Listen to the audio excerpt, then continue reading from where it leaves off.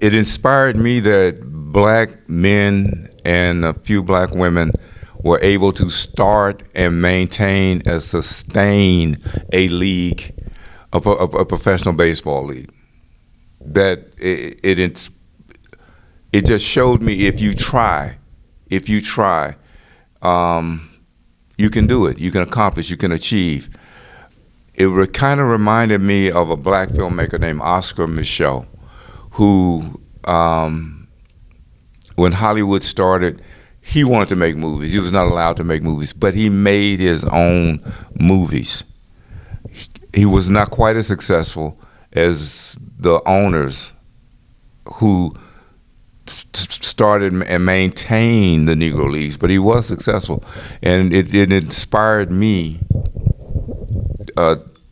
just to keep trying, to put forth an effort, to collaborate with people, to put your nose to the grindstone and just keep working. You can do it. You can do it. What do you feel would be the biggest takeaway that somebody who's not as informed about the history of Negro League baseball that they'll gain from reading this book? The book is entitled Baseball's Silent Genocide: How They Cut Black Youth Out of Baseball. The major premise of the book is that white people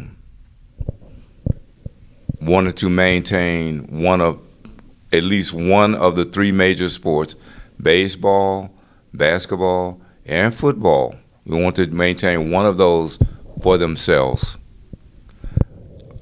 The percentage of black players in the NFL, the National Football League, is like over 70%. The percentage of black players in the NBA, National Basketball League, is over 60%. The percentage of black players in Major League Baseball is 8% or less. Why is there such a disparity in those numbers? Mr. Howard points out in his book the same skills that you need and attributes that you need: speed, agility, quickness, to play baseball. You need the same skills to play baseball as you do football and basketball. But black youth were discouraged from playing baseball. Yeah, because that was, when he spoke of his experience of coaches at his school telling him to do something else. Right. And his coaches are trying to steer him to track. It's telling him, you guys don't like to play baseball. You guys don't even like baseball. He grew up in a family that were baseball addicts. Oh, yeah. Oh, yeah. Oh, yeah. And that happened across the country. Yeah, it's it's very interesting and then enlightening in reading that in the book and reading about his experiences, because his experiences were the same as thousands of others that never even got the opportunity to pursue their career and have one like he did. Right. Because they may not have had the foundation at home to be like, no, this is what you want to do, go for it. Right. Don't let somebody tell you that you can't and then you deter and go do something else. No. That was really your passion. When I was a kid, we played baseball every day in the summer. Whatever the sport was played by the major football, baseball, or basketball, that's what we played. And we were playing sandlot ball, and we were dedicated. We kept batting averages in sandlot ball. But you don't find kids playing baseball now.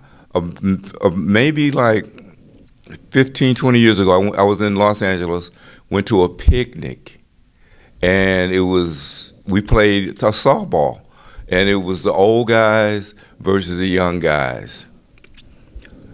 The old guys wore them out. We wore the young guys out in a softball game. They couldn't hit, they couldn't throw. If you hit the ball anywhere, you were going to get on base. When you ran down to first base, you had to run like this because you never knew where they were going to throw the ball. They had no baseballs. They killed us in basketball. We played them in basketball. They killed us in basketball. I'm sure if we had played touch football, they would have outdone us in that. Baseball, no, they did not have those skills. They did not have those skills. That's a crazy reflection of today's society. And Yeah. in that regard, because Yeah, most of the black players that I see when I watch Major League Baseball come from South America, come from Latino countries. Most of them are not American blacks. There is some effort I read about every now and then about an effort to try to rejuvenate American black youth playing baseball. So a little. It would help because when you see that odds are stacked against you, you reach down inside yourself and you move forward, you keep trying. It forces you to team with other people because you can't do everything by yourself. You can't. You put two good people together, it'll add up to more than two. The efforts will add up to 3 and 4 times. I think learning about Negro League Baseball, the owners, the players will inspire people to put their nose to the grindstone, move forward. I'm George Grant. I'm a publisher of Reggie Howard's book. I'm a professional librarian, but because I read a lot in high school and read a lot in college, I was always connected to the book. And by chance, a gentleman in Zora Neale Hurston's hometown asked me to help him with a book in 1989, and from there, 210 books. I'm particularly pleased that I'm helping people to tell their stories.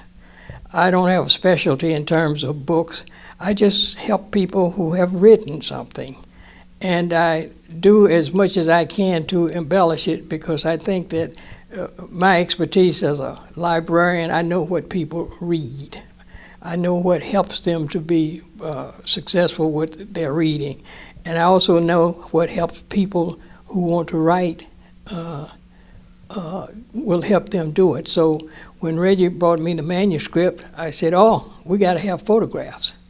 Because any manuscript about a group as significant as this group, you got to see the faces. And one of the things that I did in locating faces for people was I learned myself. I knew what Jackie Robinson looked like, but I didn't know what all of those other people looked like, and at least I didn't remember. And so one of the things that I thought helped people with his book was one, photographs, and another, index. That's because of my professional experience as a librarian. I know how people use books, and I'm satisfied with both of them. Plus, I learned about Negro League Baseball. I learned a lot that I didn't know. In fact, I'd say 70% of what I know now about Negro League Baseball, I learned from the book. And I'm just pleased to have been a part of it, a part to it. I have a knack after the first 50 books. I started to, everybody I approached, and I'm going to approach you, said, you got a story in you. There's a story in that, because what significant here is that we can tell our stories. Griot can tell the story forever and ever and ever, but until that griot story gets written, it's subject to being lost. So our history is lost, strayed, and stolen, but most of it is because it's lost. Okay, so right now I'm pleased to have helped 210, well, not 200, 160 people, because I've published as many as 6 or 8 books for some people. And what is important is the story is told. Now, I'm not sure I'm going to be available to write a story about Negro football or basketball, but I got this one. Okay, so I'm just pleased to have been part of it and to share his story and the story of Negro League baseball player.